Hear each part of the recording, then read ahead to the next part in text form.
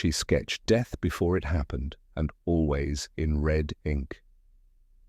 Welcome to Vale Files. I am your host, Thorn. This channel grows with you. Tell me where you're listening from today. Your support makes these stories unforgettable. Let's begin. It was in the waning days of October, when the fog hangs thickest in the narrow corridors of London and the gaslights glow like haunted halos, that Sherlock Holmes and I became entangled in a case which even now gives me pause as I recount it. We had just returned from a successful engagement in Sussex, where Holmes had brought clarity to a case involving a missing brooch and a clever stable boy, when Mrs. Hudson ushered in an unexpected visitor. She was a woman in her early 30s, striking in a fragile sort of way, with large grey eyes that spoke of unease, even before her voice gave it form. Clutched tightly in her gloved hand was a leather-bound sketchbook, worn at the edges and fastened with a curious brass clasp.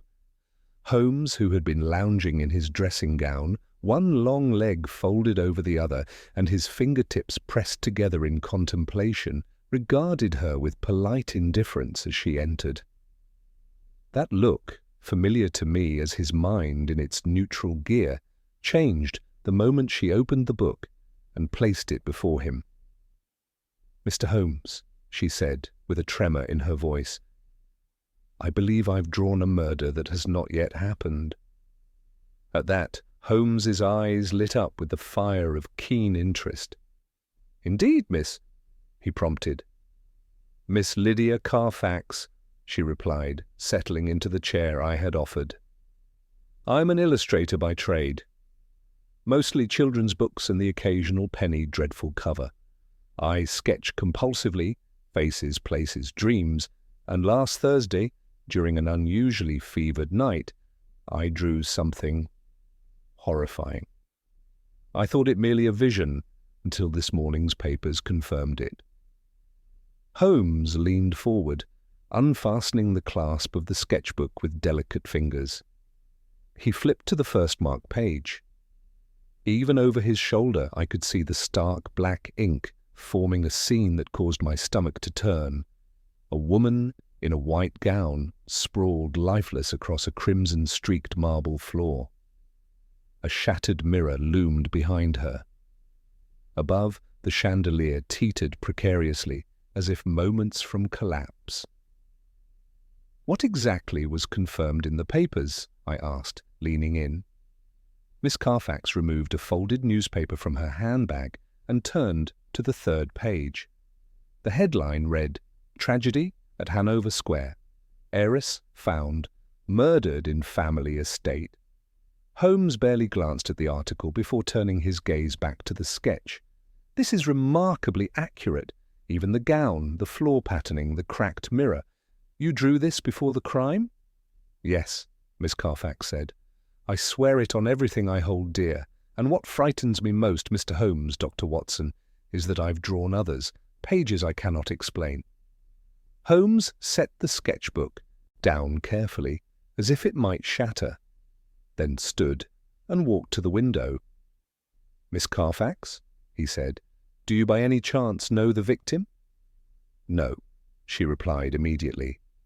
At least, not personally. I had never seen her before the sketch. But the moment I saw her photo in the article, she trailed off and her hands clutched her coat as if to shield herself. Holmes turned to me. "Watson, do you recall the Abernathy case from '89? A man who dreamt of a death before it happened and was nearly hanged for it."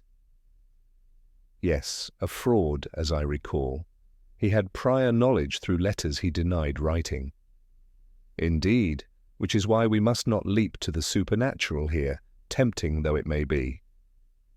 Miss Carfax, have you shown this sketch to anyone else?" "No one. I was afraid I would be accused, or worse, dismissed."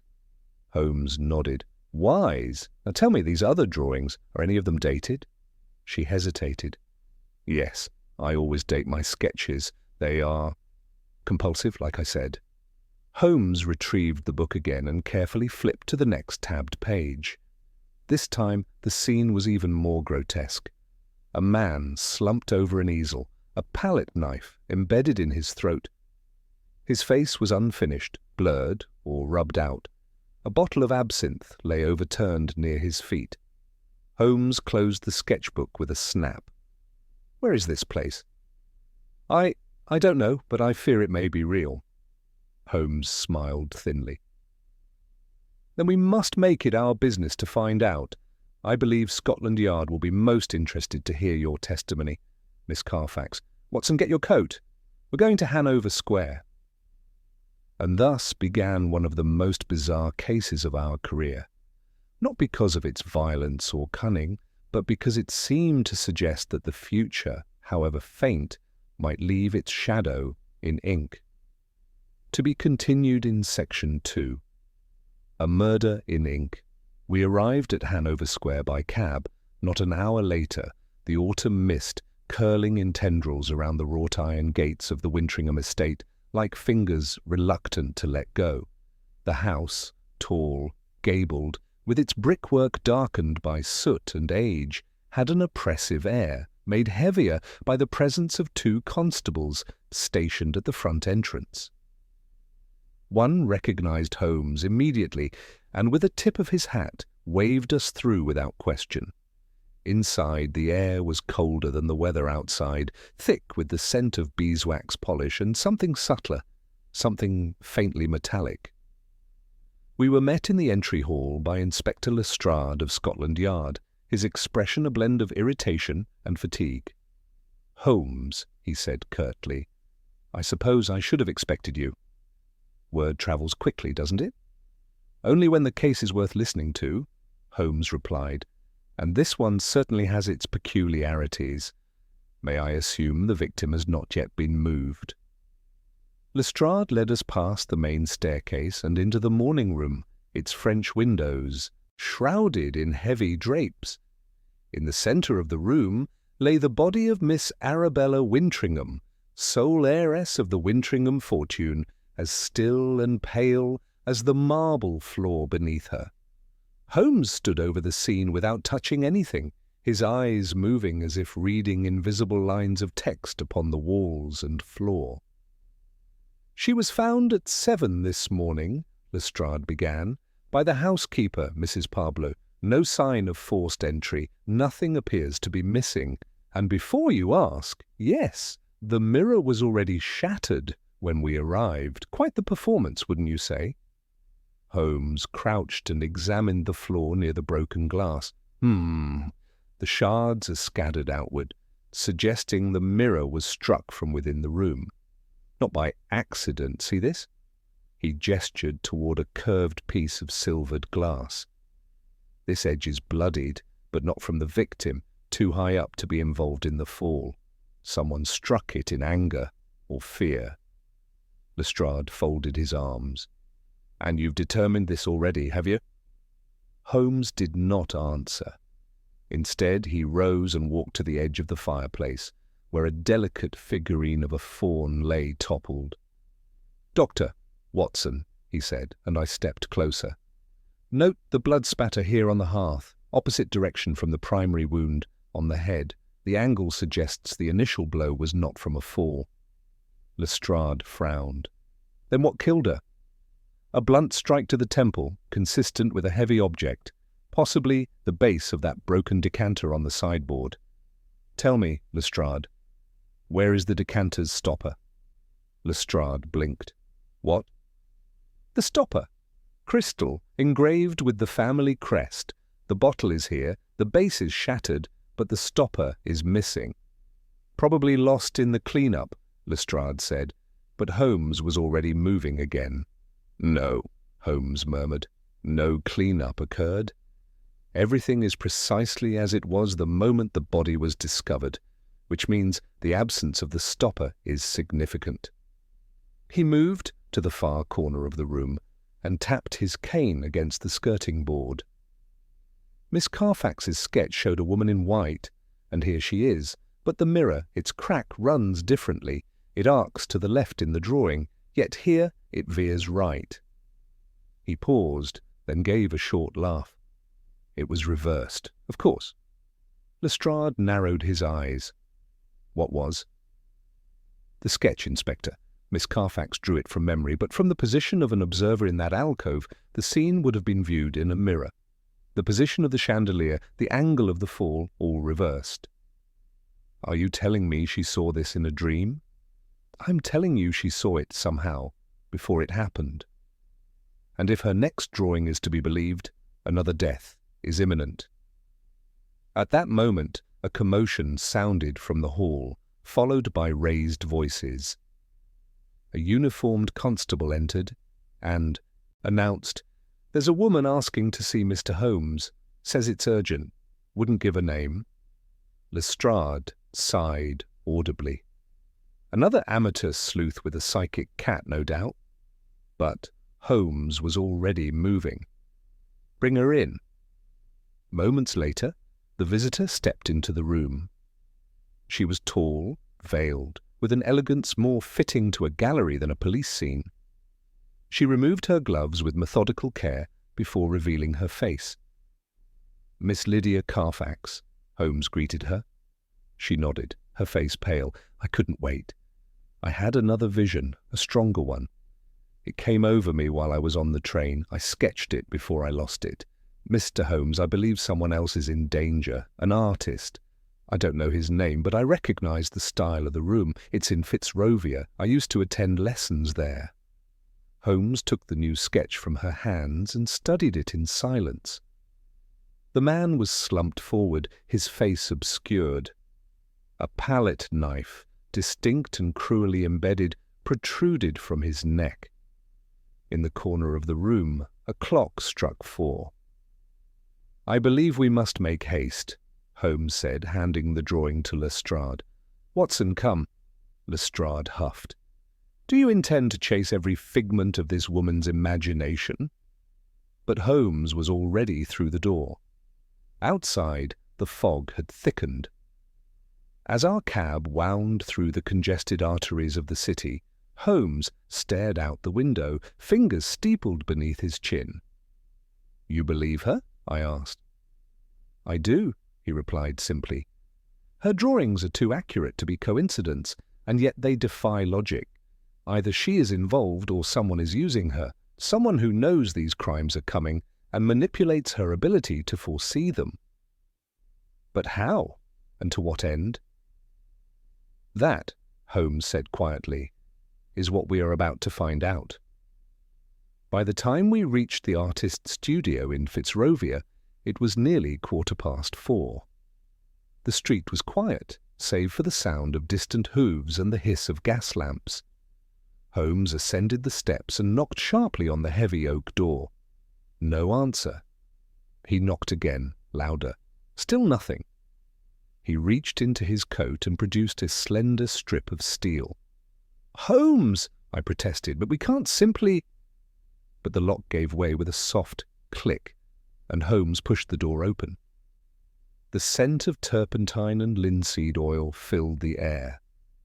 The studio was cluttered, with half-finished canvases and brushes scattered across tables.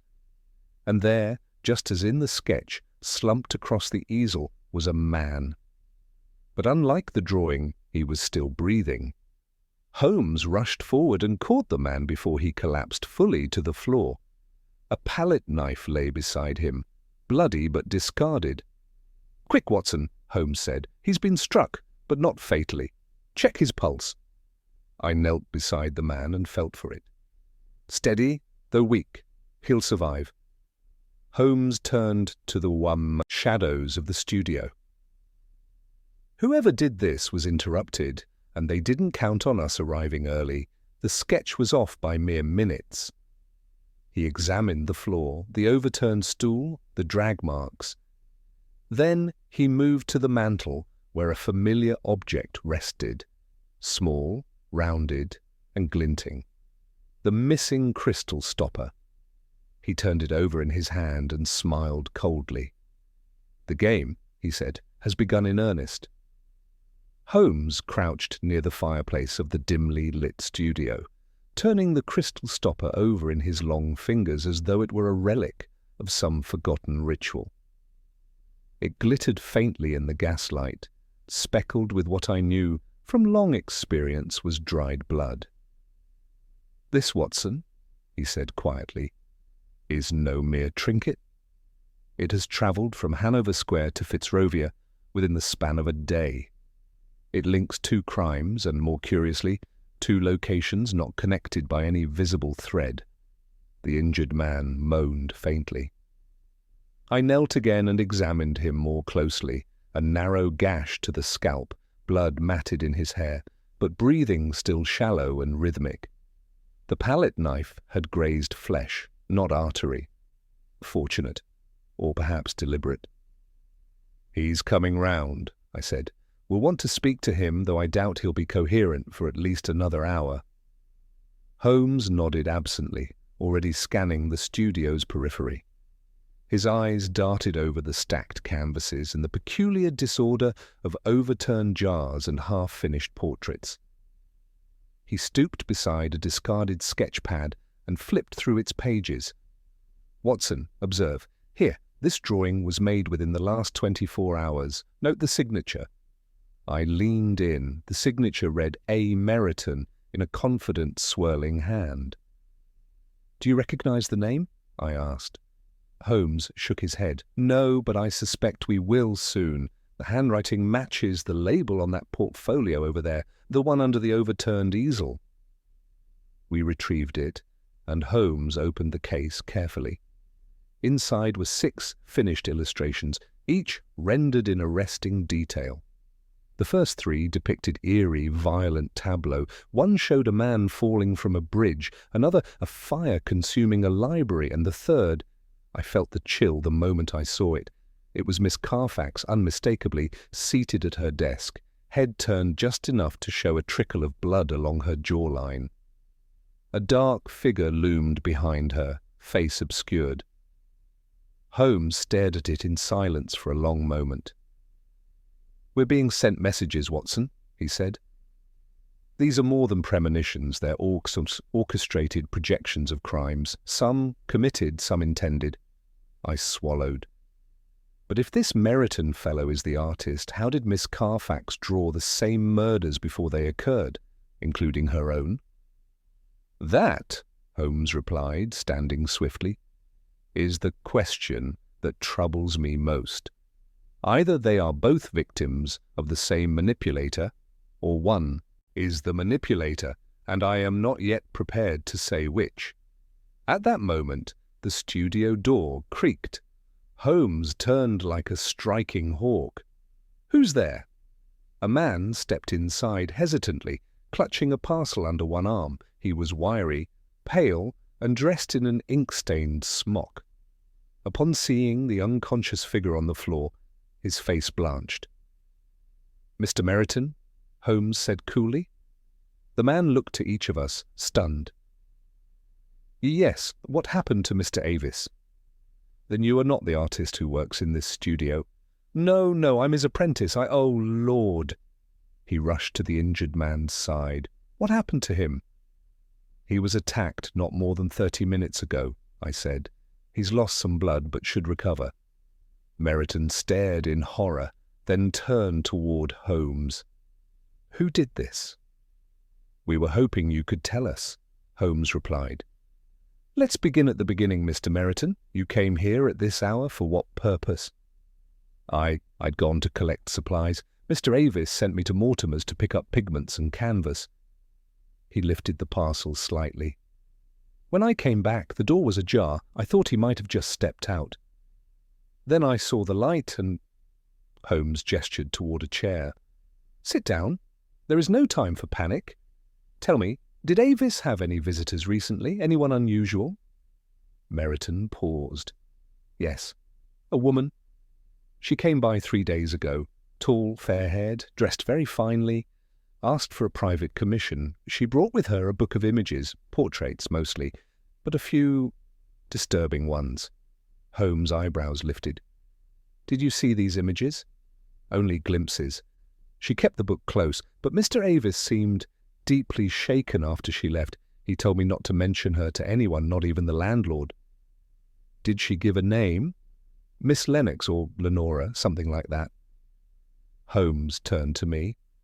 Watson, does that name spark anything in your memory? I thought for a moment, then shook my head. Not immediately. She left him a sketchbook, Meriton added, suddenly standing. Said it was inspiration.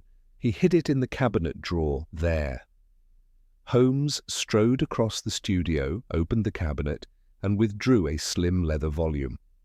The cover was blank, but within its pages lay a sequence of drawings so exquisitely rendered that even Holmes lingered longer than usual. They were identical in style to Miss Carfax's work, though distinctly colder. Each drawing was composed with clinical precision and thematic malice. One featured a church bell breaking free from its tower to crush a lone clergyman. Another, a child's rocking horse soaked in red ink. Holmes's hand halted at the final drawing. It was of him. Sherlock Holmes, standing in an alleyway, his back turned, a knife descending from the shadows behind him. Holmes closed the book slowly. "Well," he said with unsettling calm, "I believe this mystery has grown teeth." We left the studio shortly thereafter, after sending for medical assistance and warning Meriton not to discuss the matter further until we summoned him. Holmes pocketed the bloodied crystal stopper and the mysterious sketchbook. Outside, the mist still clung to the cobblestones like a curtain drawn too close to the stage. Miss Carfax was waiting near the cab. "You were too late," she said before we could speak. "Weren't you?" "Not entirely," Holmes replied. "He lives, for now, and we've gained more than we lost." She looked stricken, her eyes shimmering with doubt. "And the drawing of me?" "I've seen it," Holmes said. "You are in danger, which is why you are coming with us." "To Baker Street?" she asked. "Number not tonight." He turned to me. "Watson, you will escort Miss Carfax to the Langham Hotel. Use an alias. Book 2 adjoining rooms on the 3rd floor, if available. I will remain at Baker Street and await developments." "You think she's being followed?" "I think," Holmes said gravely, "that she was never meant to survive this long. Whoever is orchestrating these deaths miscalculated her. And if she dies, the pattern continues unchallenged." I nodded grimly. Holmes hailed another cab for himself and disappeared into the fog as ours pulled away, Miss Carfax sitting beside me in tense silence. Only when we reached the hotel and she was safely behind locked doors did I allow myself to exhale. In the hallway outside her room, I found myself staring out through the window at the gas-lit city below. Somewhere out there, a murderer was playing a long, calculated game, one that used ink as weapon and premonition as threat. And for the first time in our long career together, I could not help but feel that Holmes himself might be the next drawing in someone's deadly gallery. Sleep eluded me that night at the Langham. Though the bed was comfortable and the room warm, my mind was plagued by the images we had seen. The violence depicted in Lydia Carfax's drawings, the bloodied artist in Fitzrovia, and most chillingly the sketch of Holmes himself in an alleyway, moments from an unseen attacker's blade. I had long grown accustomed to danger during our years together, but never before had I felt it approaching with such deliberate artistry. Around 3 in the morning, I rose and checked Miss Carfax's adjoining room. She had finally drifted to sleep, her sketchbook closed and resting on the small writing desk beside her. The lamps were dimmed. I closed the door gently and returned to my vigil. It was just past 7 when a boy arrived with a note addressed in Holmes's hand. I tore it open at once. "Watson, return to Baker Street at once. Bring Miss Carfax. Something new has occurred. The case has shifted. S.H." We arrived just after 8. The morning was bright, but a veil of fog still clung stubbornly to the lower streets, as if reluctant to relinquish its role in this drama. As our cab pulled up to Baker Street, I saw Holmes already waiting at the front window, his silhouette unmistakable. He greeted us with brisk efficiency. "There's no time to waste," he said, leading us inside. Something new was delivered here just after dawn, a parcel addressed to me by name. No return sender. He produced it from beneath his cloak. The brown paper wrapping had been opened, revealing a flat, slim package. Inside was a single sheet of vellum. Lydia drew in a sharp breath. The drawing was of me. I was seated at my desk, this very desk, writing. A shadow loomed just beyond the door. My face, rendered in meticulous graphite detail, wore an expression of unawareness. My own death, apparently, had been forecasted. I felt the colour drain from my face. Holmes nodded solemnly. "It appears we are being hunted, Watson, one by one." Lydia reached out with trembling fingers. "It's my style," she whispered. "But I didn't draw this, I swear to you. I haven't touched a pencil since yesterday." Holmes was studying the paper's edge. "I believe you," he said quietly. "And the paper stock matches the sketchbook left with Avis, the artist in Fitzrovia. Whoever is behind this has been mimicking your style with exactitude. The drawings are messages and threats simultaneously, designed to create confusion and fear while documenting the unfolding of some private theatre." "And you think the person sending them is—" "Who?" I asked. "I have a theory, but not yet proof." He turned abruptly and gestured toward the mantel, where a map of London had been unfurled. He had pinned 4 crimson markers to it: Hanover Square, Fitzrovia, Baker Street, and the Langham Hotel. "Notice the geometry," he said, indicating the points. "The locations form a near-perfect trapezium, each location tied not only by a crime or attempted murder, but now by the transmission of these sketches." He paused. "And now a 5th point is implied." He tapped the lower right corner of the map, where no incident had yet occurred. "I believe the next event will take place here. Clerkenwell. The pattern demands it. Symmetry is not only aesthetic to our unknown artist, it is ritualistic."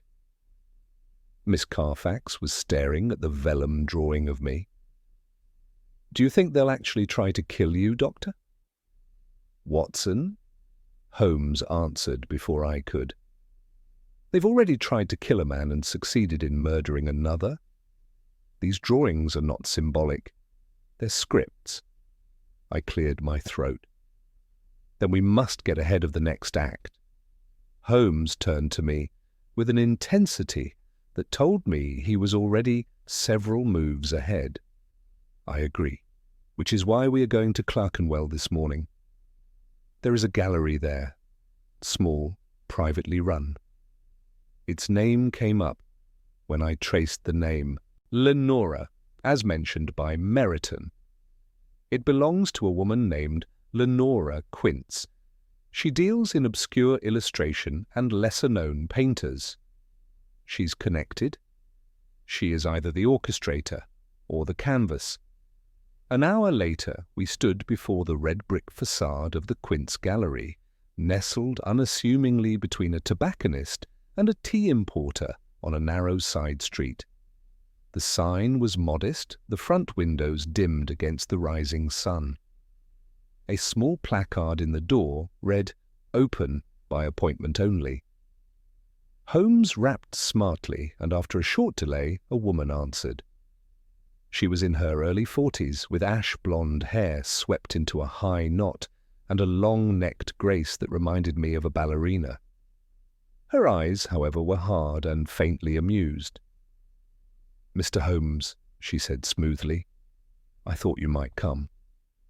Holmes smiled thinly. "And yet you answer the door with no hesitation." "I don't believe in hesitating," she replied, stepping aside. "Come in. Bring your entourage." Inside, the gallery was sparse, with whitewashed walls and carefully spaced frames, None of the images showed pastoral scenes or romantic nonsense. Each one depicted quiet horror, unnatural stillness in ordinary places. A girl with her face turned away, standing in an empty nursery. A toppled chair in an abandoned reading room. A spilled glass of wine where no hand is seen. "They're disturbing," Miss Carfax said softly. "Of course," Lenora Quint said. "I specialize in psychological unease, art that disturbs quietly rather than shouts. People pay more for discomfort than comfort these days." Holmes turned to her. "You were visited recently by a man named Avis, a painter. Did he bring you any of Miss Carfax's work?" "Indirectly," she replied. "He said he found her pieces compelling, claimed to see things in them she didn't mean to draw. I told him if he was interested in possession, he'd need her permission. He didn't take that well." Holmes studied her. "Did you give him copies? Or show them to others?" But someone else came asking about her. "Describe them." "Mid-30s, man, slender, long fingers, always kept in his coat pockets, wore grey gloves indoors, called himself Mr. Grieve. Odd name." Holmes stiffened. "He asked about Miss Carfax specifically." "Not by name. He had a photograph. I recognized her. Said he was curating a thematic series, wanted authenticity, said he would pay generously." "And did he?" "Number he vanished." Holmes exchanged a look with me, then turned back to her. "I need everything you can remember about this Mr. Grieve. Voice, mannerisms, any names he mentioned." She nodded slowly. "He asked about locations with specific shadows." Holmes paused. "What do you mean?" "He said he wanted to know places where the light fell wrong, places where shadows appeared before the object casting. Them arrived." Holmes went still. "That," he said, "is no ordinary request." He turned to us. "We need to find this man. He is the link, the hand behind the pencil, and I believe he's drawing his final subject even now." I felt a chill pass through me, as though the shadow of some larger design had just passed overhead. We were chasing not a killer with a weapon, but a killer with vision, one who shaped death first in graphite and only then in blood. And Holmes, I feared, was the portrait he most wanted to complete. We departed the Quince Gallery in silence, the weight of Lenora's words pressing heavily upon our shoulders. Holmes walked ahead, his coat snapping behind him in the brisk wind, his eyes narrowed and unblinking as though they could see not just down the street, but through time itself. Miss Carfax remained close to me, clutching her satchel to her chest like a shield. There was colour in her cheeks now, not from health, but the flush of fear carefully contained. I kept a protective watch on her, sensing that we were no longer simply observers of a mystery, but unwilling participants in someone else's design.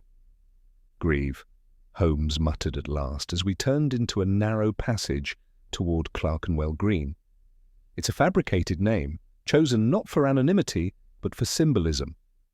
"Symbolism?" I echoed. Holmes didn't slow his pace. "From the Old English graef, meaning grave or ditch, a resting place. He's not merely identifying himself as a collector, he's announcing himself as the end of each narrative." "And you believe he's real? Not a shared hallucination among frightened artists?" "He's real, Watson, flesh and blood, but his canvas is the mind, and in Miss Carfax he found both subject and medium. He saw what she could do and he twisted it." Miss Carfax looked up. "But I don't know how I did it. I swear to you, I don't remember seeing these places or these people, and yet I drew them." Holmes glanced back at her, his expression unreadable. "Precisely. That is the greatest clue of all." We arrived at a quiet square, bounded by brick buildings, a public fountain, and an old church that tilted slightly with the weight of centuries. Holmes led us toward a modest structure, a bookbinder's, judging by the faded signage and curled edges of its painted glass. He knocked once, waited, then knocked twice more, in a curious rhythm. After a pause, the door creaked open. A stooped man with white eyebrows and soot-streaked sleeves peered out. "Didn't expect you till dusk, Mr. Holmes." "I moved up the appointment. I need the item now if it's ready." The man vanished wordlessly, and we followed Holmes inside. The binder's shop was dusty but well organized. Great leather-bound tomes lined the shelves, their spines gilded and imposing. From behind the counter, the old man returned with a small package wrapped in cloth. Holmes unwrapped it with care, revealing a volume identical in appearance to Lydia Carfax's original sketchbook. He turned it over in his hands, inspecting the spine. "What is that?" I asked. "A replica," he said. "Commissioned last week. I had it made with one difference. Every 10th page is treated with invisible ink, visible only by heat. I intend to use it as bait." "To catch Grieve?" Miss Carfax asked. Holmes nodded. "If he believes it to be your current sketchbook, he may attempt to steal it. When he does, he will expose himself." "But where?" I asked. "Where do we place such bait?" Holmes gave a faint smile. "Somewhere he cannot resist, somewhere he's already drawn, and will again." He slipped the book into Miss Carfax's satchel. "We're going to stage a deception. Miss Carfax will return to her flat. Watson, you will accompany her and make certain she remains visible through the window for a short while. Then you'll both vanish into the back stairwell. I shall be watching from the alley." "But that's madness," I objected. "We're exposing her directly." "We're appearing to expose her, but the real trap is the book. I believe Grieve covets the process as much as the result. He must know what she sees. He must read her." Miss Carfax nodded, surprisingly steady. "Then let us give him something to read." The hours that followed were tense, the kind of hours that stretch impossibly thin over silence. I stood in Miss Carfax's flat, modest, high-ceilinged, with north-facing windows that admitted a cold grey light, and watched the street below as she took her seat at her desk. From the outside it would appear just as it had in her fated sketch: the woman, the pen, the open page. Holmes was hidden in the alley opposite, a shadow among shadows.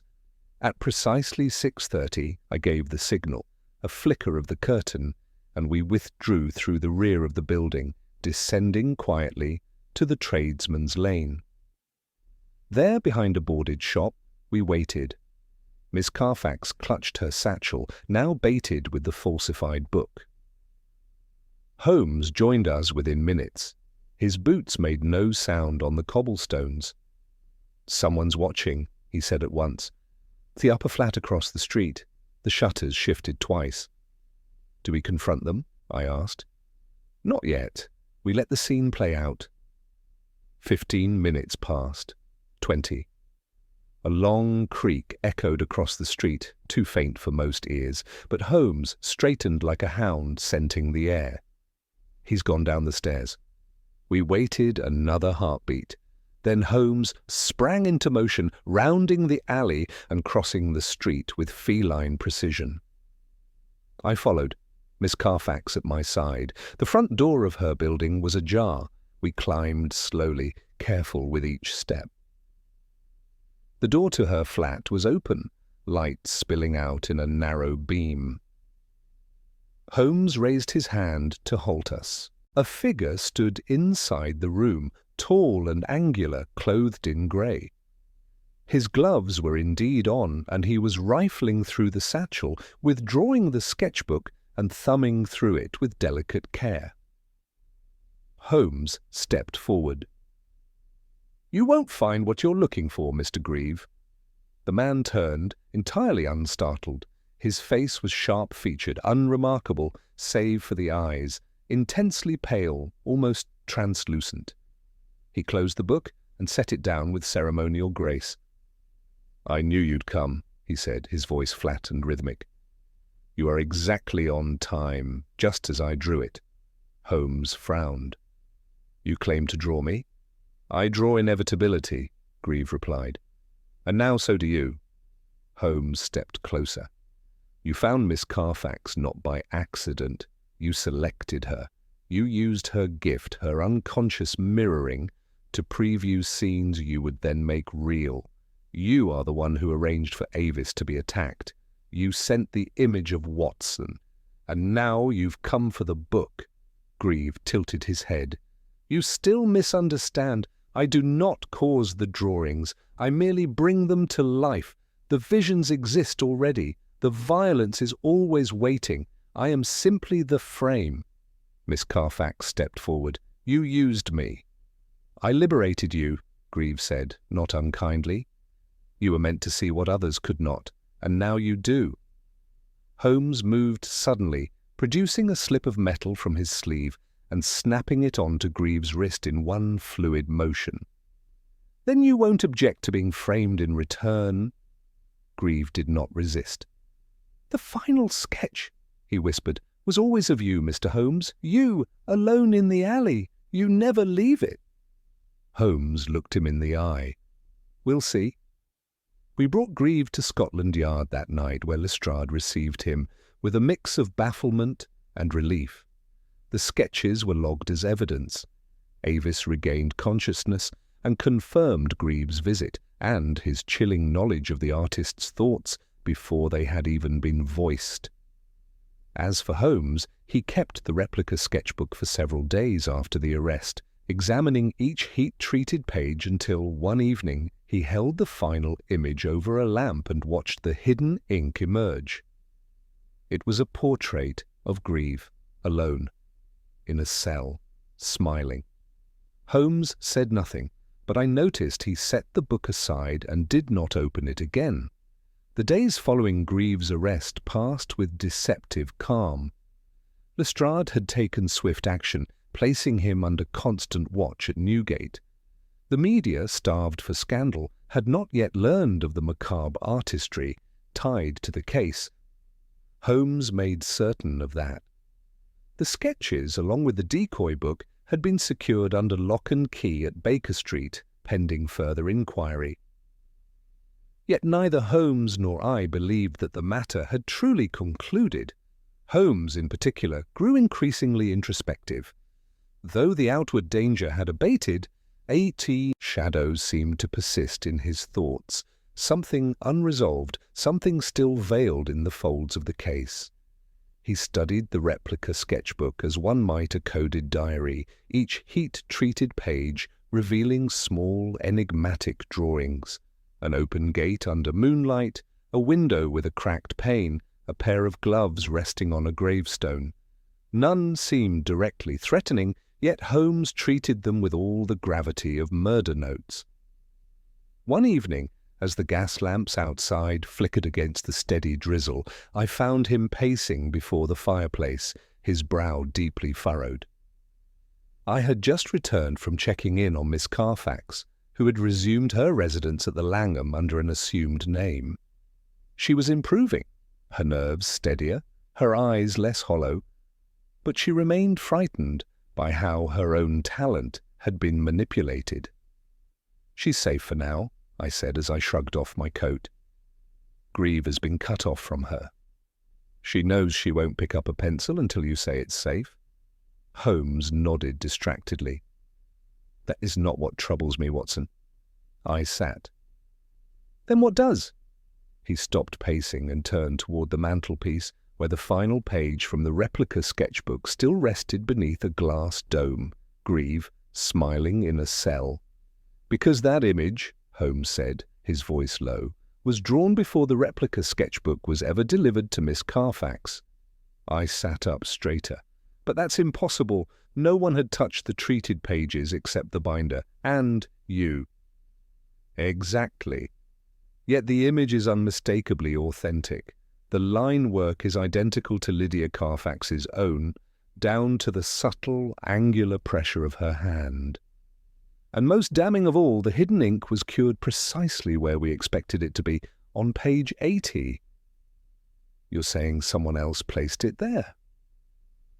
I'm saying it was there before either of us had possession, before the bait was set. The trap we thought we had laid was already part of a larger game. I stared at him, speechless. A sense of unease rose in me, the same quiet disquiet that sometimes preceded the return of a case we had presumed closed. Then Grieve anticipated us? More than that, he predicted us. Not in the mystical sense he would have us believe, but with calculated psychological foresight. He knew how we would react, what I would do with the book, how I would test the pages. He wanted to be caught. But why? Holmes's eyes glittered. To secure an audience. That night I barely slept. Holmes remained at the window until dawn, smoking intermittently, lost in thought. I knew better than to interrupt his long silences. He was assembling something, building a construct from the fragments of misdirection Grieve had left behind. By mid-morning he had donned his coat and hat with sharp purpose. "I'm going to Newgate," he announced. "To speak with Grieve?" "No," Holmes replied. "To listen." I accompanied him through the grey, rattling streets in silence. At Newgate, the guards permitted Holmes access under strict supervision. Grieve sat alone in his cell, upright, composed, and gazing out through the barred window with a quiet contentment that unsettled me deeply. Holmes stepped forward but did not greet him. He merely stood outside the bars and observed. Grieve spoke first. "You finally saw it, then?" Holmes's voice was cool. "The final sketch? I saw what you meant for me to see." Grieve smiled faintly. "Then you know this isn't finished?" "I suspected as much, but I am beginning to see the edges of your canvas." "Then we're almost at the frame," Grieve murmured. Holmes turned away without another word, motioning for us to leave. As the iron doors closed behind us, I asked the question burning in my mind. "What did he mean?" Holmes replied grimly. "That there's a second player." Back at Baker Street, Holmes moved with sudden urgency. He pulled down our notes on Avis, Meryton, Lenora Quince. He laid out the sketches in a row, studying their composition, their line work, their spacing. Then he turned to Lydia Carfax's original sketchbook, the one she had brought us that first evening, and opened it to a drawing of the Hanover Square murder. "What do you see, Watson?" I looked. The victim, the shattered mirror, the blood. I had seen it before, but now I paid closer attention. In the corner, near the fireplace, was a shadow, barely more than a few lines, as if the charcoal had smudged. "It's nothing," I said. "A slip of the hand." Number look again. The angle, the height, the spacing. That shadow shouldn't be there. He opened the next sketch, Avis's murder scene. Another shadow, not in the same place but present again, in the wrong place relative to the light source. "These sketches," Holmes said softly, "are not just premonitions, they're collaborations. Someone was manipulating Miss Carfax's visions, subtly, silently, adding a thread to each image. But how? Through suggestion. I believe someone was influencing her even before Grieve approached her. A second figure, close enough to insert visual cues, to build a bridge from vision to execution." "Who?" Holmes looked up, and his eyes locked with mine. "Lenora Quince." My mouth went dry. "But we spoke to her. She was helpful, cooperative." "Too much so, she planted the name Grieve. A name with symbolic weight, yes, but no proof. She nudged us toward him and away from herself. She let us believe Grieve was orchestrating events, but Grieve was just the hand. She is the eye." I stood slowly. "And now?" "Now we pay her another visit." When we arrived again at the Quince Gallery, it was shuttered. A note on the door read, "Closed until further notice." Holmes didn't knock this time. He produced his lockpick and entered, with speed and silence. The gallery was darker than before. Dust lay thicker on the shelves, but behind the counter, hidden beneath a draped cloth, was a folio, one neither of us had seen on our last visit. Holmes unwrapped it. Inside were copies of the drawings, Lydia's, Avis's, and others, but these were not duplicates. They were layered, the same scenes but with slight deviations. In some, the victims were reversed, in others, shadows were exaggerated or moved. The subtle insertions Holmes had noticed were more pronounced here, bolder, an evolving signature. And in the centre of the folio, beneath protective glass, was a new sketch. It showed a gallery, windows shattered, the walls smeared with something dark. And at the centre of it, a woman lay slumped across the floor, her arms reaching not outward, but toward a canvas. The woman was Lenora Quince. "She's predicting her own death?" I asked. Holmes studied the image a long time. "Number she's staging it." And somewhere in London, I feared, the final exhibition had already begun. Holmes lingered over the final drawing in the folio with a stillness that was more alarming than any exclamation. His eyes, sharp and calculating, swept from corner to corner of the image, absorbing not only its content, but its construction, measuring brush pressure, compositional choice, the peculiar sense of stillness in the air around it. The gallery in the sketch, unmistakably, the very one we now stood inside, was depicted in disarray, broken glass, overturned frames, a single gas lamp flickering from its hook. And Lenora Quince, her form collapsed in the centre, a hand still clutching a charcoal pencil. "No blood," Holmes murmured. "No visible wound. It's a death of withdrawal. She's not murdered. She's vanished." I stepped back from the drawing, unsettled.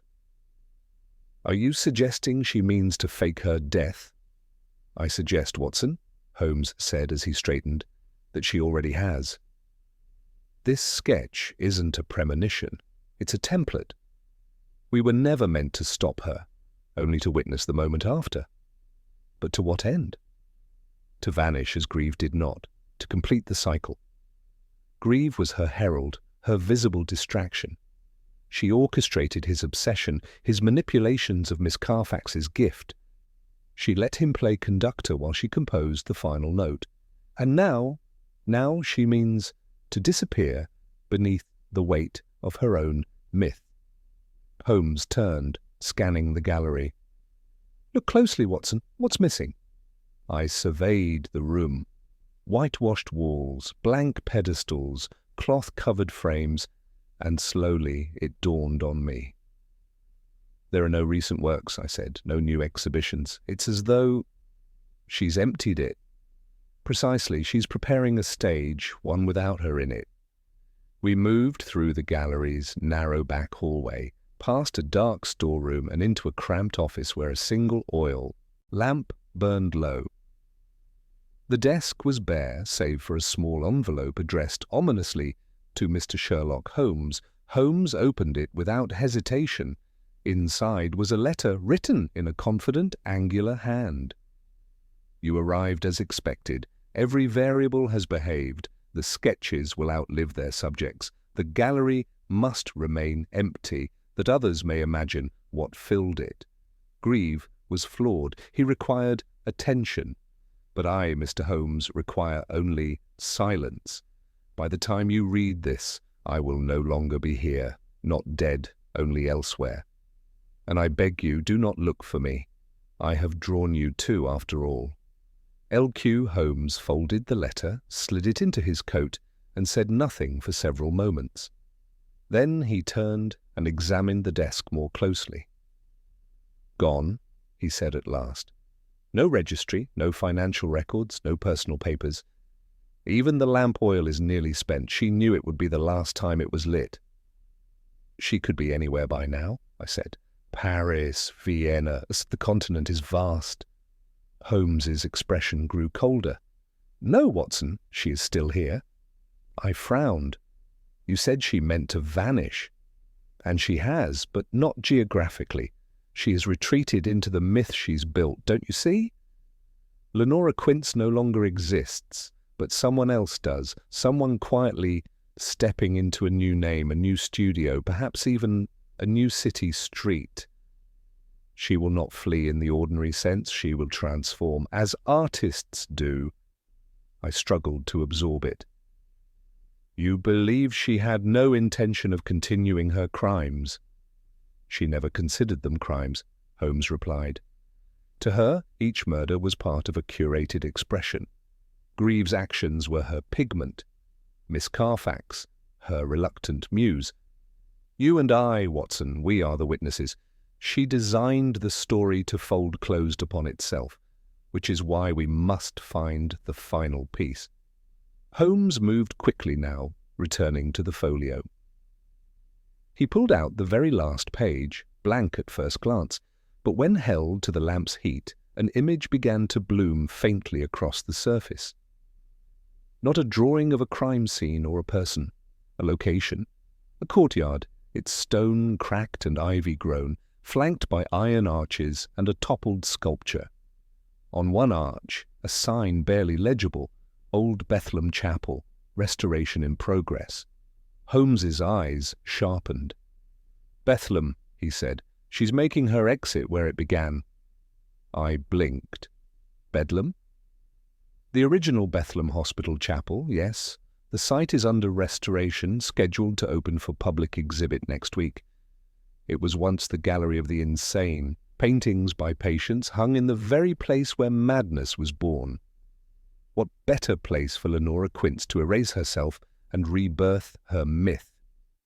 Without another word, we were in a cab heading south through the gathering dusk, the air thick with soot and the cold bite of rain to come. As we drew closer to the chapel ruins, the streets narrowed and the city's clamour receded. The old grounds stood behind cast-iron gates, partially barricaded with scaffolding and workmen's tarps. Yet the chapel doors were slightly ajar. We stepped inside. The interior was a hushed cathedral of ruin. Moonlight filtered in through broken panes. The stone walls still bore faded remnants of long-forgotten frescoes. And there, under the central dome, lay a single easel. It held a canvas turned away from us. We approached cautiously. There was no sound but our own footfalls. Holmes moved to the easel, studied it for a moment, then turned it toward me. It was a portrait, not of Holmes, not of me, not of Miss Carfax. It was Lenora Quince. Painted in exquisite detail, she stood before a crowd of faceless silhouettes, her arms outstretched as if welcoming the void. There was no violence in it, only surrender. At the bottom, in bold brushstrokes, final exhibition. Holmes stepped back. She's already gone, I said softly. No, he replied. She became this. Her final work wasn't a killing, it was self-erasure, a disappearance by transformation. She exits the story not as a fugitive, but as a signature. We stood in silence, the air thick with dust and implication. Holmes turned at last. Come, Watson, there's nothing more here. The curtain has fallen. But what about Miss Carfax? She must live with what was drawn through her, but she is free now. Grieve is behind bars. The sketches will fade in time. I paused. And you? He looked at me with an unreadable expression. Watson, I have long believed that reason can tame even the wildest mind. But in this case, we have glimpsed an art that defies reason, not because it is mad, but because it is deliberate.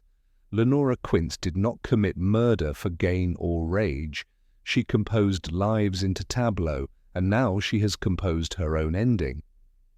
He turned once more toward the painting. But somewhere, perhaps under another name, another gallery will open, another image will be sketched, and we may yet meet her again. We left the chapel as the rain began to fall, washing the dust from the stones and smudging what remained of the past. and though the case had closed with no bang nor gavel, I could not shake the sense that we had merely turned a page in a story still being written. One not with words, but with shadows and lines, and perhaps, somewhere, the next drawing had already begun.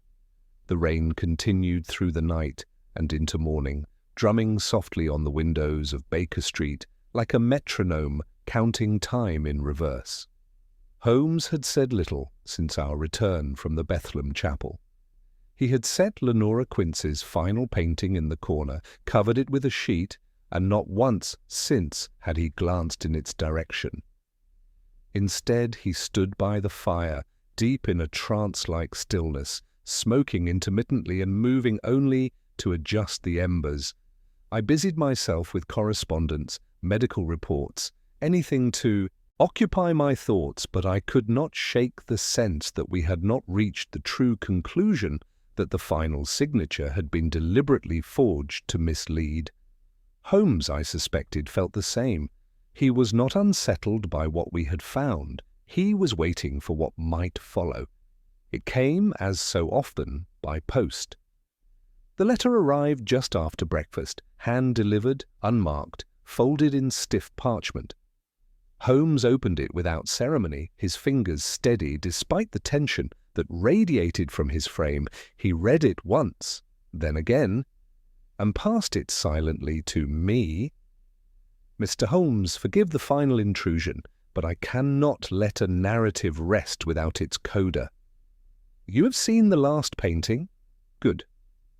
Then you will understand that an artist's departure is never truly complete until her audience decides what to do with the frame. You asked, more than once, what I wanted, not death, not fame, only preservation, to create something that would endure when I could not. The sketches were never prophecy, they were provocation. Grieve was merely the first to respond. You, I hoped, would be the last. Do with the works what you must. Exhibit them, burn them, but if you choose the latter, be sure to burn all of them. And please do not look behind the red curtain." LQ. Holmes reread the final line, and his brow furrowed ever so slightly. "She's referring to something specific," he murmured. "The curtain?" I asked. He stood abruptly and walked to the corner where the Bethlehem painting rested. Lifting the cloth away, he revealed once more the portrait of Leonora in her final performance. Outstretched arms, the faceless audience, the open chapel behind her. But now he studied it not as a painting, but as a message. "There," he said, pointing to the right edge. "Do you see it?" A red curtain, barely visible, half drawn behind a column in the painted background. A careless detail to the casual viewer, but in Leonora's deliberate compositions, no detail was without intention. "She's telling us there's more," I said. Holmes nodded. "She's left a parting gift, perhaps a trap, perhaps a truth she could not leave unspoken." He crossed the room and retrieved the other sketches from the replica book, laying them out alongside Lydia Carfax's originals. Then, with a slow precision, he rearranged them, edge to edge, image to image, until the borders of the scenes began to align, not in content, but in structure. The shadow in one drawing matched the architectural shape in another. A floor pattern from one illustration mirrored the ceiling design of a second. Slowly, a composite began to form. "Good Lord," I breathed. "It's not just a series, it's a single location." Holmes gave a curt nod. "A composite gallery. The perspective is distorted, but the architecture is unmistakable." He turned and fetched a map of London, then overlaid a transparent tracing of the stitched-together scenes. "Here," he said, tapping a section south of the Thames. "These lines converge on the foundation of the old Glenthorne Theatre, burned down 10 years ago, never rebuilt, but the cellar remains." "A gallery beneath a ruin," I said.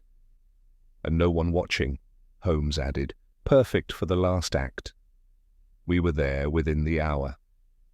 The cab rolled through muddy streets and decaying alleyways until the ruined shell of the Glenthorne appeared. Its charred stonework a blackened skeleton, the iron supports like ribs exposed to the grey sky. Few remembered the theatre. Fewer still would guess that beneath it something more intimate might persist. The entrance to the cellar had long since been bricked over. But Holmes, ever prepared, retrieved a crowbar from beneath his coat and with a surprising burst of force loosened the edge of a wall slab until it shifted. The passage beyond was tight, steep, and smelled of soot and old velvet. We descended in silence. The room we entered had once been part of the theatre's dressing quarters, vaulted with soot-streaked plaster and rusting lantern hooks. But what lay within stopped me cold. It was an installation, frames, paintings, sketches, arranged with obsessive care. Candles burned low in glass holders. A single phonograph, silent and cracked, sat beneath a white cloth. And at the centre, a freestanding canvas, turned to face the wall. Holmes approached it cautiously. There was no sign of life, no fresh footprints, no warmth in the air. "She's gone," he said after a pause. "Truly gone." "Then what is this?" I asked. He turned the canvas. It was not Lenora, it was not Grieve, it was me. I stood, depicted exactly as I was at that moment, coat damp, gaze uncertain, lips parted in question. Holmes stood behind me, blurred, as if already fading from the composition. I reeled back. How could she? "She didn't draw it now," Holmes said softly. "She drew it before she sent the letter. Before we arrived, she guessed, and she guessed correctly." The walls were filled with similarly prescient scenes, visitors, detectives, critics, some arriving, some leaving, all painted in tones of ambiguity, never named, but unmistakably meant to complete the gallery. "She didn't vanish," I whispered. "She finished." Holmes turned, his voice steady but quiet. "We are standing inside her last exhibit. This is not a crime scene. It's a museum of anticipation, one final narrative for an audience of two." He moved to the phonograph and lifted the cloth. A single wax cylinder remained. He placed it in the machine, cranked the handle, and lowered the needle. The voice that emerged was unmistakably hers, measured, precise, and calm. "To those who arrive at the end, I offer thanks. You completed the work by observing it. There is nothing more to solve. There is only one question to carry. If what you see is already drawn, then is your presence prediction or fulfillment?" The recording ended. Holmes said nothing. We stood there for several long minutes before Holmes finally doused the candles and turned to me. "She made her art with shadows and suggestion," he said, "and in doing so she created something that resists our tools, evidence, motive, means. But we still know what she was." I nodded slowly. "A murderer." Holmes considered this. "Or a historian of outcomes, one who wrote lives before they knew their shape." Outside, the rain had stopped. The morning light filtered through the ruins in fractured gold. And as we emerged from the cellar beneath the Glenthorne Theatre, I realized that what we had uncovered was not merely a string of crimes, but a question, whether a story, once imagined deeply enough, could ever be avoided at all. Holmes said little on the ride back, but before we reached Baker Street, he turned to me and said, "There's something profoundly human about the desire to see what happens next, Watson." Then he glanced out at the city and added, almost to himself, "Even if it kills us." The quiet that followed our return from the cellar of the Glenthorne Theatre was not the quiet of conclusion. It was the brittle, echoing kind, like a note that continues to resonate long after the instrument has gone still. Holmes, though composed in outward appearance, had fallen into a deeper silence than I had seen from him in months.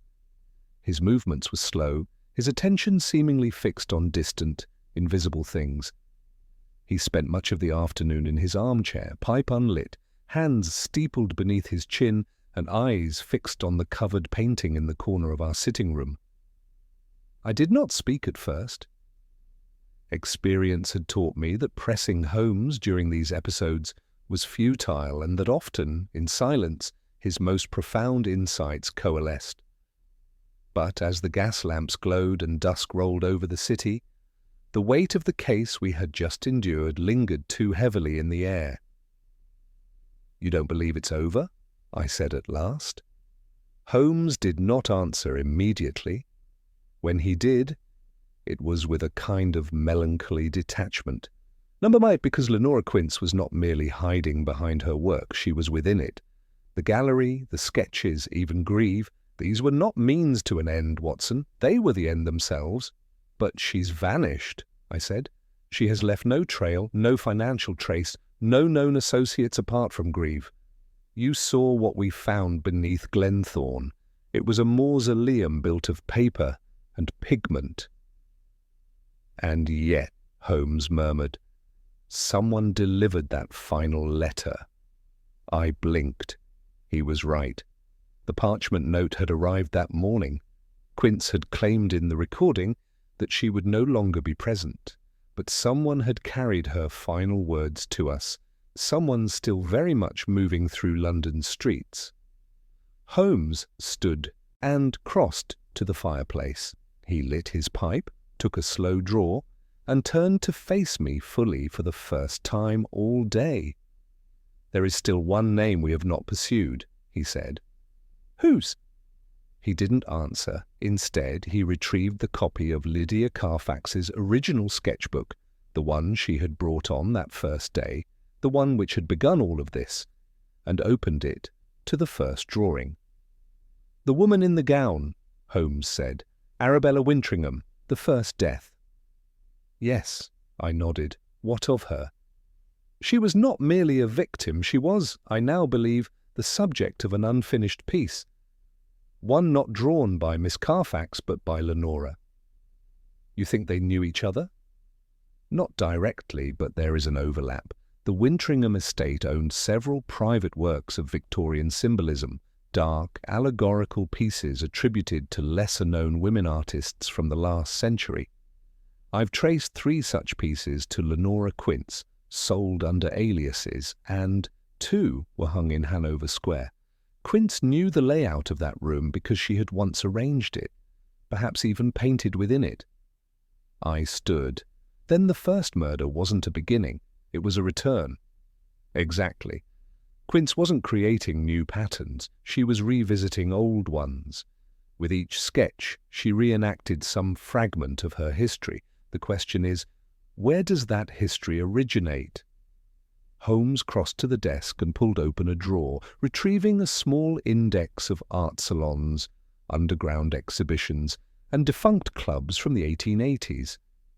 His fingers flew over the entries until he landed on one name, then paused.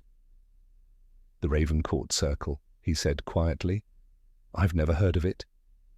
"Few have. A private artists' society, operated for a brief period in Whitechapel before disbanding under scandalous circumstances. Their work was considered too psychologically unnerving for public display. Most members were forgotten, but Lenora Quince's earliest references trace back to them, specifically to a founder named Harold Ashe. And what became of him?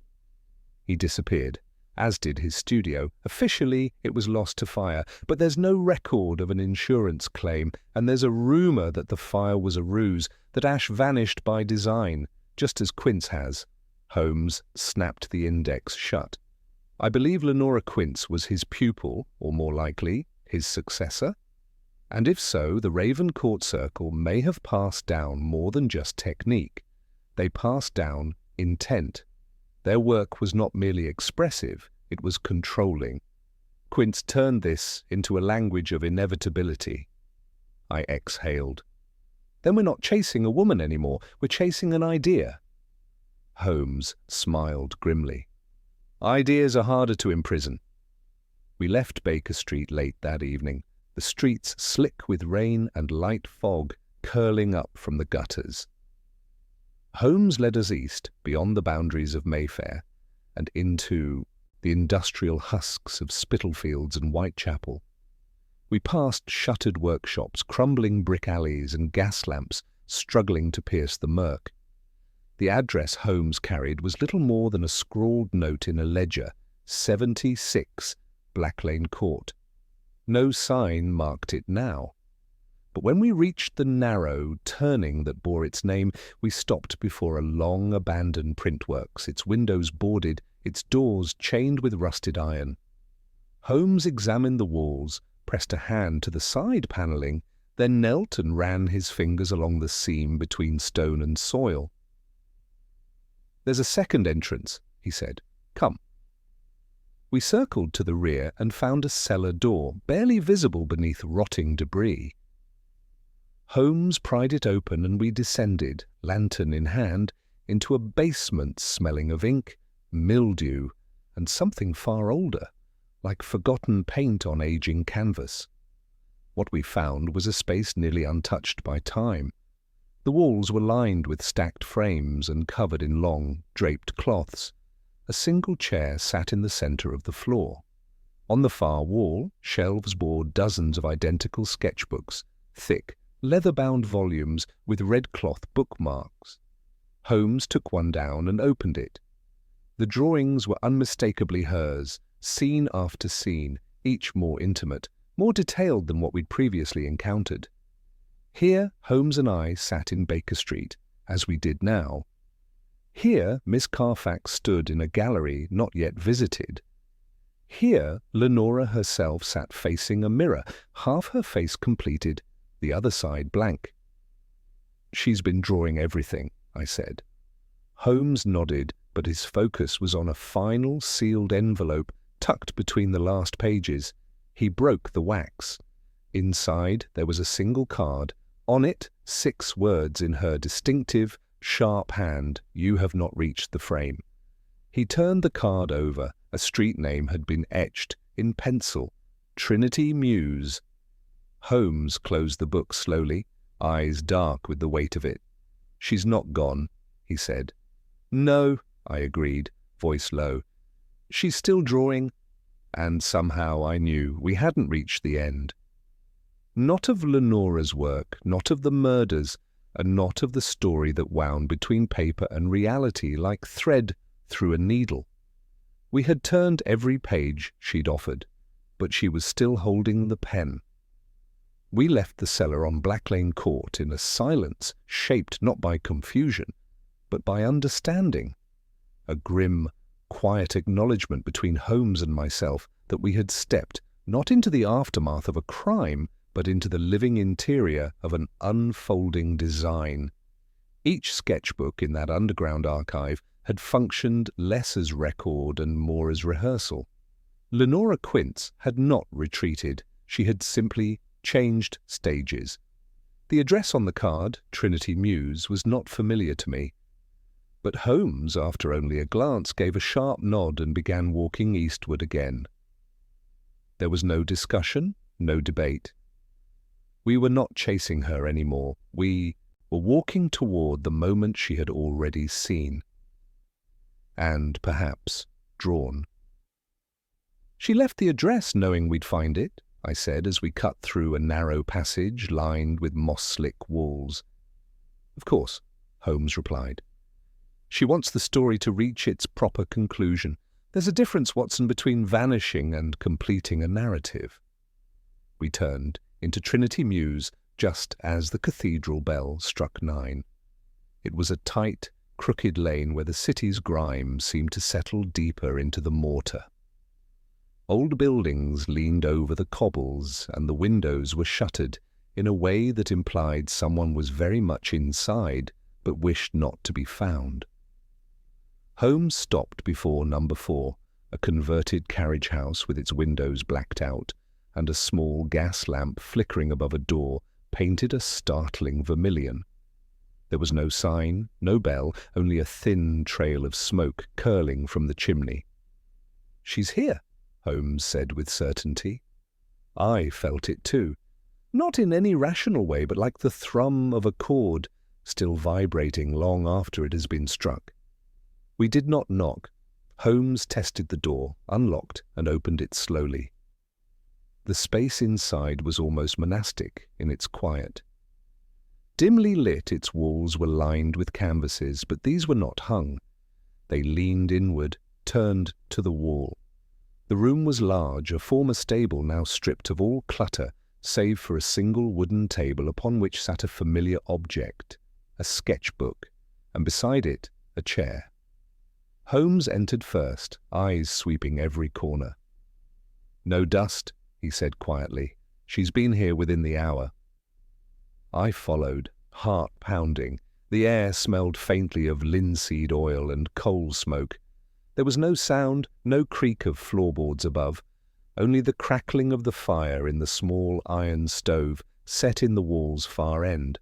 Holmes moved to the table and flipped open the sketchbook. Its pages were blank, save for one, the first. It was me again. This time, I was not simply present, I was watching Holmes. My face was drawn with unusual expression, alarm, a kind of dawning horror. And Holmes, he was seated at the table, his eyes on the page, his back to the door. There was a second figure, barely visible, rendered in faded strokes, approaching from behind.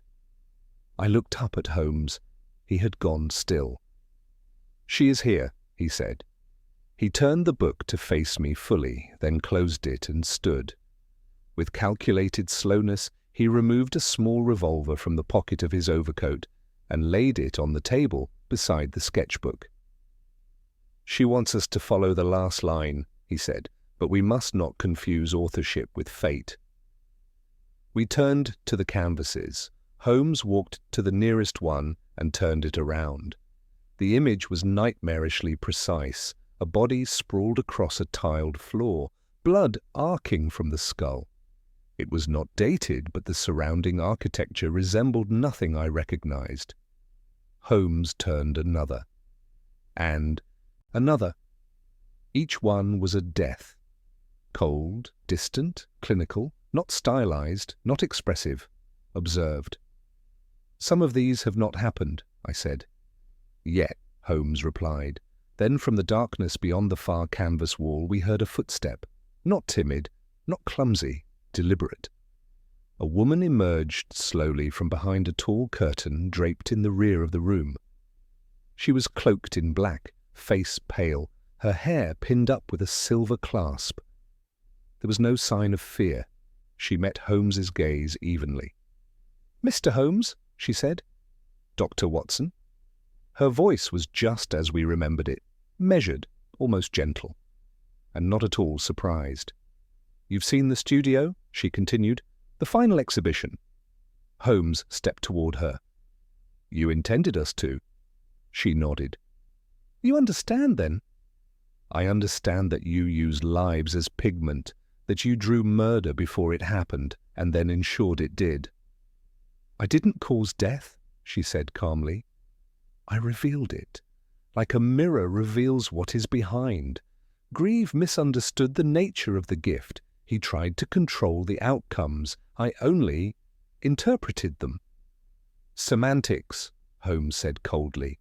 "The dead are no less dead for the elegance of your phrasing." She tilted her head. "Yet here you are. You kept following. You wanted to see the last page." Holmes remained silent. I could see his hands had curled slightly, subtle tension. "You left an envelope," I said, stepping forward. "Said not to look behind the red curtain, and yet that's precisely where the final piece waited." She looked at me, and something passed behind her eyes, a flicker of what might have been grief or resolve. "Because some truths are invitations," she said, "and some are traps. You chose." Holmes spoke then, softly. "Why not disappear entirely? You could have. Instead, you left signs, pages, maps. Were you hoping we would stop you?" "No," she said. "I was hoping you would witness." She stepped toward the table and opened the sketchbook again, turning the page. The next image was of her, lying on the floor, peaceful. A single bloom of dark ink above her heart. I took a step forward. "What is this?" She looked down at it. The final image. Holmes moved, quick as lightning, but she did not flee. She merely raised a hand and produced a small vial from her pocket. "I drank half an hour ago," she said. "By the time you entered the mews, the decision was made. I had drawn it weeks ago." Holmes froze. "There was no one behind you?" she said, addressing me. "Only your fear." And then she sat, calmly, in the chair beside the sketchbook. She closed her eyes. Within minutes, she slumped forward. We tried what we could. Holmes worked with clinical precision, but the poison, whatever it was, had worked quickly. There was no revival, only stillness. Lenora Quince had signed her last page with her own silence. We remained there for some time, neither of us speaking. The fire dimmed in the stove. Holmes eventually closed the sketchbook, wiped the table clean, and stood. I followed suit. "She orchestrated her end as precisely as her crimes," I said. "Yes," Holmes replied, "and left us not a case, but a composition. We left the mews in darkness, and though the city remained unchanged, gas lights flickering, cabs rattling down Whetstone, the world felt different, not because a murderer had been stopped, but because an artist had finished her work. We returned to Baker Street in the grey lull before dawn. The streets were quiet, and the fog no longer seemed menacing, only tired. In my years with Holmes, I had seen endings both triumphant and tragic, but never one so hauntingly precise. Lenora Quince had orchestrated not only her own disappearance, but her death, drawing each movement in advance, composing her legacy stroke by calculated stroke. Holmes removed his coat and hat and placed them carefully on the stand, his every motion deliberate. He sat in his chair without a word and leaned forward, fingers steepled. I did not disturb him. It was only after the kettle had boiled and I had placed a cup of tea by his side that he finally spoke. "She made one mistake, Watson." I looked up, startled. "You mean the suicide? You think she failed in some way?" Holmes shook his head slowly. "Number that was her finale. Clean, self-contained, impossible to prevent. She miscalculated not in the ending, but in the narrative she wove to bring us there." He gestured toward the sketchbook we had brought back from Trinity Mews. It now lay closed on the desk. "She meant for us to see ourselves in her work, as pawns, observers, witnesses who could document but never alter the outcome. That is why she drew you watching me and me seated with my back turned. She believed her vision complete. And it wasn't?" Holmes stood and crossed to the window, staring into the fog-bound city below. "She saw the end of her story, but not the beginning of someone else's."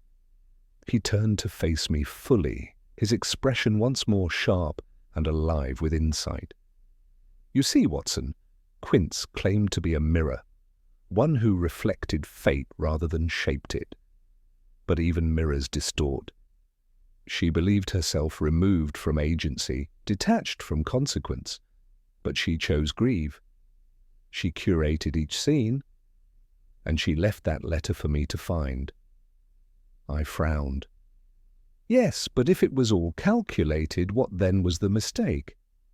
Holmes returned to the desk and pulled open a drawer. From it, he retrieved a slim envelope, the one that had arrived the morning before we found her at Trinity Mews.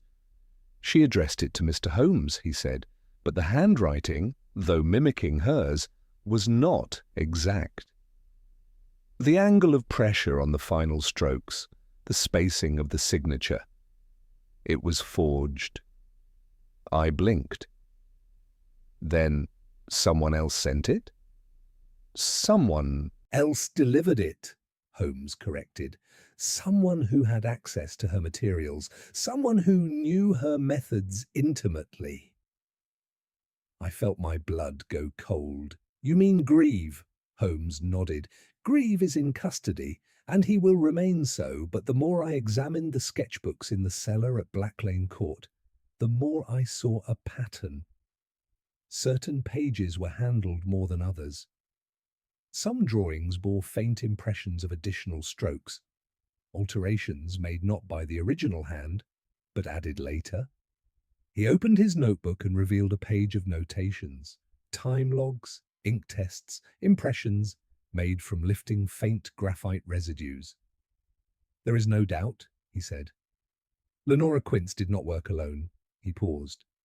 She had an apprentice. The silence that followed was absolute. Then I said, quietly, "Do we know who?" Holmes shook his head. "Not yet, but we have their signature. Their technique is distinct, less controlled, but more fluid. They allowed Quince to take the spotlight, to shoulder the blame. But the delivery of the letter proves that someone remained after her death, someone who did not drink poison, who did not leave the stage, and who now holds her techniques and her vision. But if they remain hidden, they won't remain so for long." Holmes turned to me with a faint smile, not one of triumph, but of readiness. "The true artist of crime, Watson, is never satisfied with anonymity. They will want their own composition soon, their own curtain to draw." I exhaled. "Then we wait." Holmes poured the tea I had left him, sipped it, and stared once more into the dawn that broke beyond the panes. "She thought the final page was hers," he said. "But the last page is always blank, Watson, until someone writes it." And in that moment I understood what made Holmes truly singular. It was not just his intellect, nor his power of deduction. It was his refusal to be a character in anyone else's story, not even one so elaborately rendered as Lenora Quince's. The sketchbook sat between us, closed and quiet. But outside, in some dim garret or shuttered room, I knew another pencil would soon begin to move, and when it did, Holmes would be ready.